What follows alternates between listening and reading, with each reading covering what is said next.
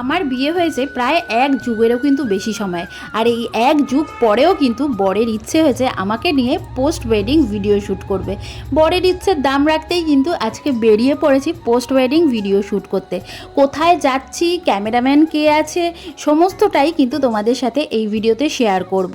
তবে এই যে বিয়ের এত বছর বাদেও ওর যে এই ইচ্ছেটা হয়েছে, এর জন্য কিন্তু সত্যি সত্যি ওর কাছে অনেক অনেক থ্যাংক ইউ। কেন বলো তো, আমার সেরকম ইচ্ছে ছিল না, ওর ইচ্ছের দাম রাখতেই কিন্তু আজকে বেরিয়ে পড়েছি পোস্ট ওয়েডিং ভিডিও শ্যুটে। প্রথমেই ট্রেনে করে কোথায় এসেছি, বাসে করে কোথায় এসেছি, সমস্তটাই তোমাদের বলবো। তবে চলো আগে প্রথমে ক্যামেরাম্যানকে দেখিয়ে দিই। এই যে ক্যামেরাম্যান ছিল আমার ভাই, আর আমরা দুজন তো ব্যাস কাপলের সাথে হবে ভিডিও শ্যুট আজকে।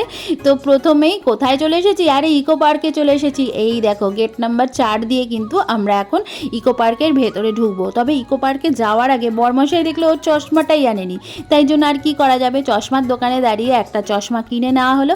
দেখো আমার হ্যান্ডসাম বরকে কেমন লাগছে বলো তো, ভালো লাগছে না? আমার তো সেই লাগছে। তো তারপরে পেট পুজো না করে তো ইকো পার্কের ভেতরে ঢোকা যাবে না, আর ইকো পার্কের ভেতরে যেখানে যেখানে খাবার স্টল আছে তোমরা জানোই যে অনেকটা বেশি দাম, তাই আমরা বাইরে থেকেই কিন্তু চাউমিন অর্ডার দিয়ে সেটা খেয়ে নেব। আর তারপরে খাওয়া দাওয়া হলে একটু রোদটা কমলে আমরা যাব ইকো পার্কে।